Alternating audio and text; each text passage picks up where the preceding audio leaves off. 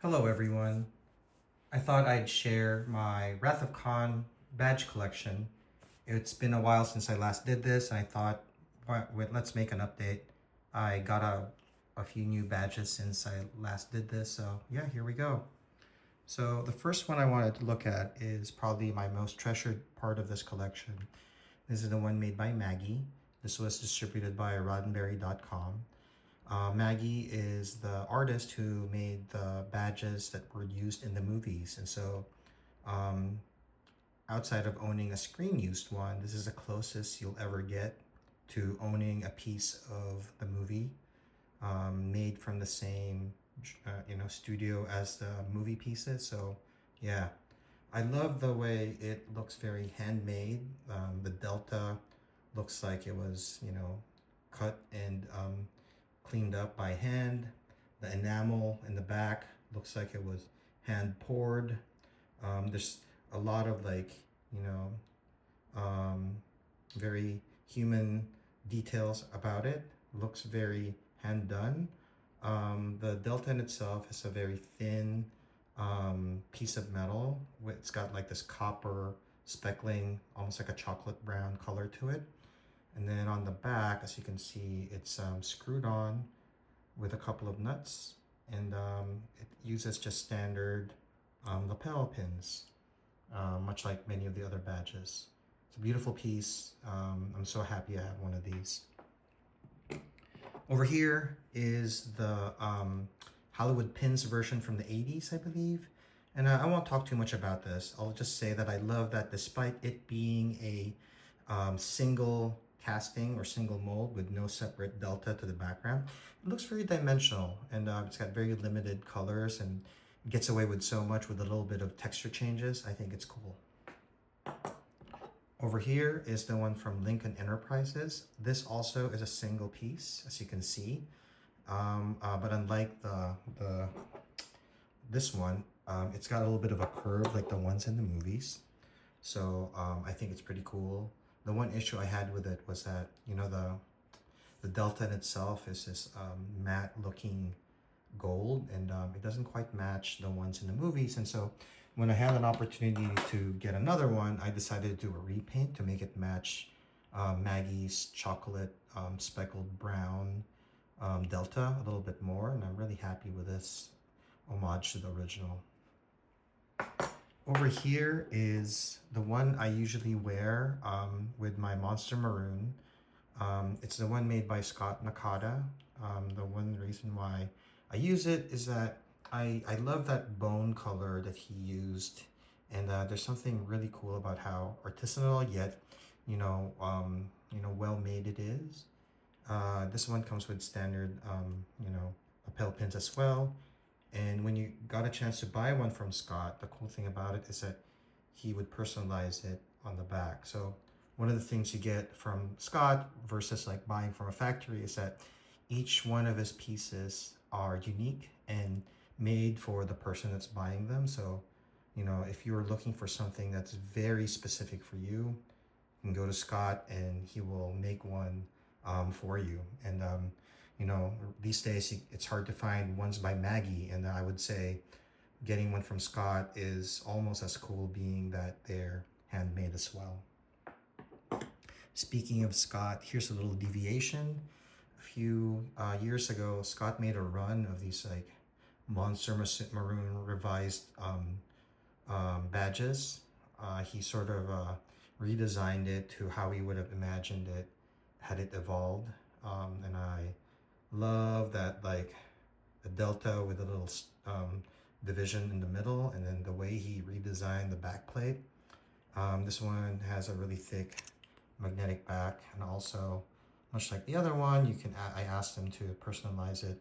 It's pretty cool. I love this piece.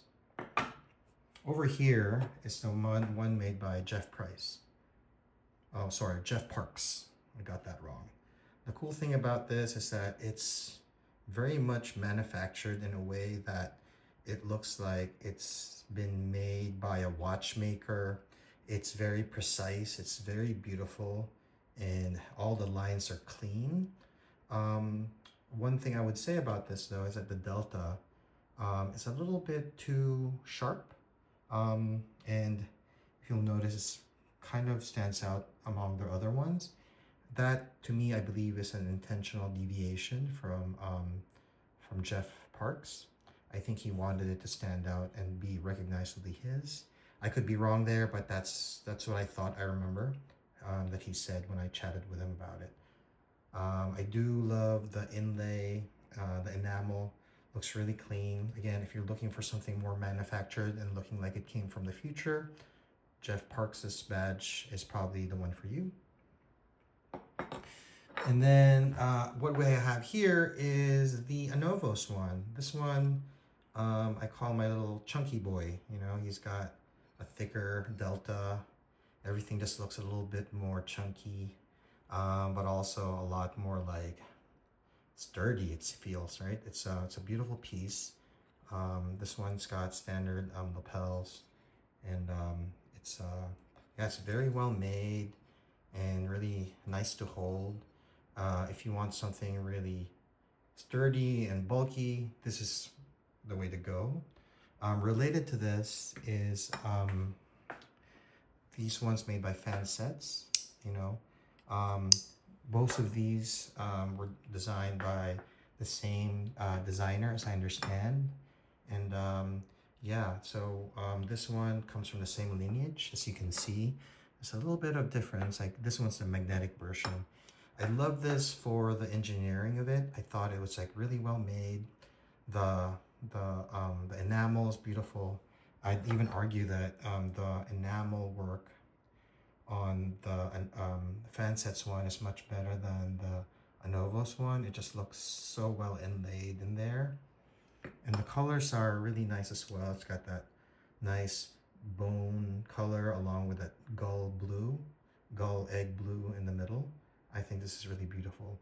My one reservation around this one is just the material that they used for the delta. They did this little speckling or texturing on it that looks cool from a distance, but when you look up close, it doesn't quite look like the originals to me.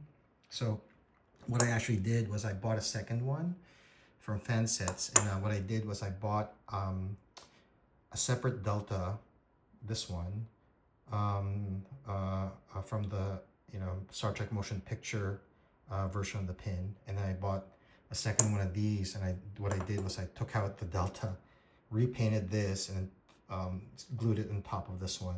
And I think this is actually a much better looking badge than this one, in my opinion. This is cool, but I think when you place the motion picture version of the delta on the front of that backing, it just turns out to be a really cool looking piece. Another beefy boy, this one. Over here, we have the newest one in my collection, which I think puts together all the things I love about the other pieces into a single one. So this is the one that's made by Happy Hogan. So as I understand, Happy Hogan just has, a bunch of these units to sell in a limited run, and so it'd be good to catch one of these. It actually comes in two versions, right? It's a very subtle difference. If you can see, this one has more of a yellow enamel in the background, and this is a cooler color looking one. So I got both of them magnetic ones. There's lapel versions of these as well, but yeah, what I love about these is again the amazing engineering, the clean lines, as you can see there, really sharp HD looking badges. Like if the movies were in 4K or 8K, this is what they would look like, right? These are definitely from the future. I would highly recommend these if you're looking for something that is as good as the Anovos one, but are easier to find. I would definitely go with these. And then honorable mention, this is just a version of the badge that I made with my laser cutter a while back. I thought it'd be fun to show. And then one of my favorites, I should end the video with this one. This is a special one that Edna made me, or rather made my daughter, for my kids' Monster Maroon a while back. It's a good, 20% smaller, I guess, than the original. yeah, it made it so that it fit perfectly on my kid's jacket and it looked good. So yeah, that's the whole collection. Thank you very much and enjoy. Let me know if you have questions.